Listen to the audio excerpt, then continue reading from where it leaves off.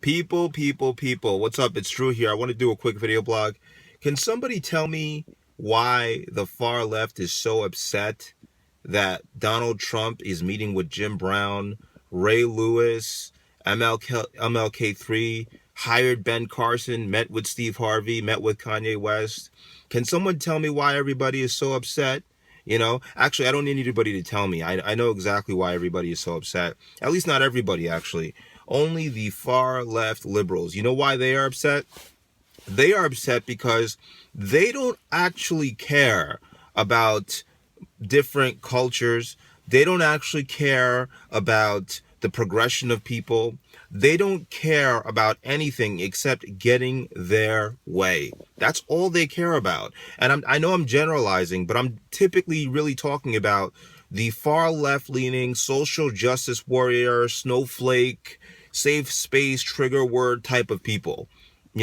All they care about is getting their way, and they will use anything to get it. Before, the cry of racism used to work, because it used to trigger emotions in people who don't really pay attention to politics, and it used to sway people over to their side. It's not working anymore, so they're frantic. They're getting so upset that somebody as bold and somebody as direct and as blunt as Donald Trump can say things the way that he says them and not be determined or not be considered a racist, because he can still be blunt and still be who he is, but still at the same time meet with Ben Carson and hire Ben Carson, hire Elaine Chao, meet with Jim Brown, meet with Ray Lewis, meet with Kanye West, meet with Steve Harvey.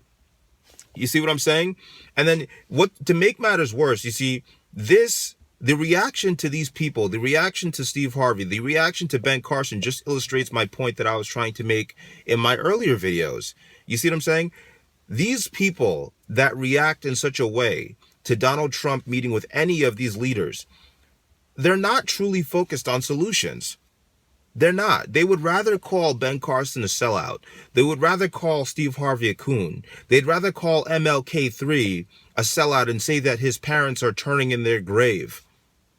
You see what I'm saying? They're not actually interested in solutions, because if they were truly focused on and interested in solutions, they would put working as a team or working with people over any kind of other discourse that may go on in their heads. You see, but they don't care about that.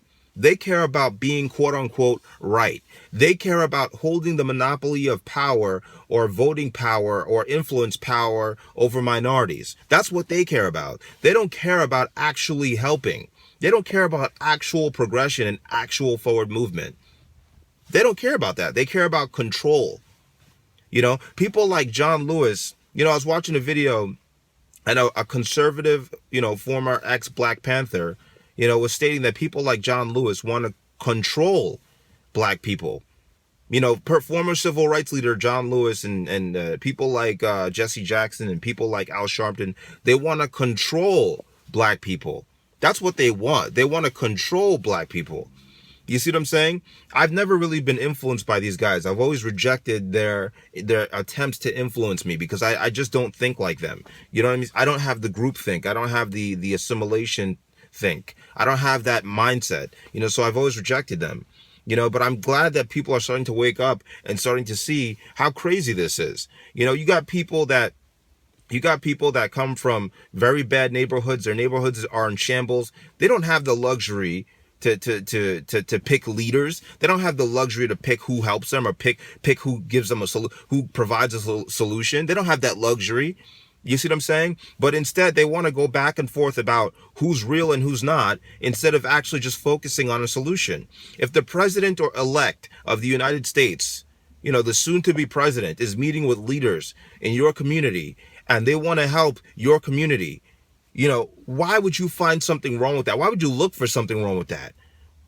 Wasn't he, you're more upset about being wrong than you are interested in actually finding a solution. You're more upset that you were wrong when you said that Trump was going to send everybody back to Africa. You're actually upset that you were wrong when you should be happy that you were wrong. You're upset that you were wrong. That's how arrogant these people are. That's how arrogant and how conceited and how ignorant they are.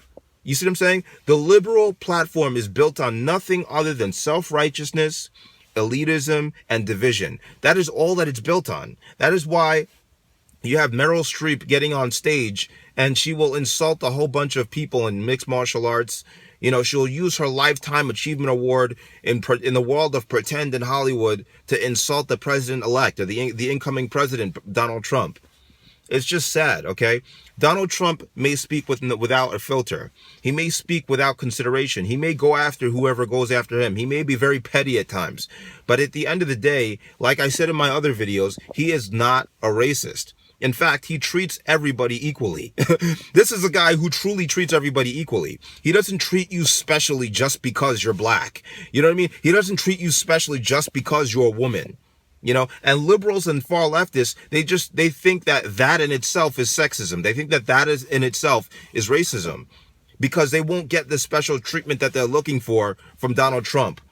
Didn't they say that they wanted to be treated equally? That's exactly what Trump does. Trump doesn't care if you are a former civil rights leader. If you come after him, he's coming after you. And while I may not agree that a president should answer every critic that comes after him, I do think that it's kind of cool that actually he doesn't care if you're a civil rights leader. You say something negative about him, he'll say something negative about you. Or, you know, like he'll go tit for tat with you. You know, that's genuine. That's pretty genuine to me. He's not biased. He's not going to say, oh, you know what? He's a civil rights leader and it's MLK Day. I'm not going to say anything about. No, Trump will just be himself regardless. You know, that doesn't make him a racist. That doesn't make him sexist. You liberals, you got to try harder because you guys are starting to look pathetic now. You lost the election. You're never, you know, some of you guys are still holding on to how Bernie Sanders could win, how Hillary Clinton won the popular vote. That's BS, okay? That's like starting chess. That's like playing chess and you know the rules of the game before you start. But you say, oh, you know, well, you lost more pawns than I did, or you lost more pieces than I did, or whatever, or something like that. You change the rules after you lose. That's not how games work. That's not how competition works. You lost. You lost the election. Deal with it. You lost the election. Deal with it. You lost the election. Again, deal with it. Deal with it. Because there's black people just like myself who voted for Donald Trump. You lost the election. Deal with it, okay? He was smarter. He was wiser. He went about his game better. And he won. Fair and square. He won. You know, I don't want to hear anything about any Russian hacking. That's nonsense because just a week before the elections happened, you know, Obama was saying that it was ludicrous. It was crazy to even think that the elections could be hacked. Then right after they lose, Obama goes back and starts saying that, oh, it was definitely the Russians. These people are such a joke, and they're being made out to look like idiots. Obama's out here giving out participation awards and giving himself medals of free medals and accolades. It's ridiculous. You guys look so pathetic. And you know what? It serves you guys right because you were so arrogant about how you went about this whole thing. You thought you had control over people. And you know what? You don't. You don't. It's a new era. It's Trump's era. And you guys are going to have to get used to it. Peace.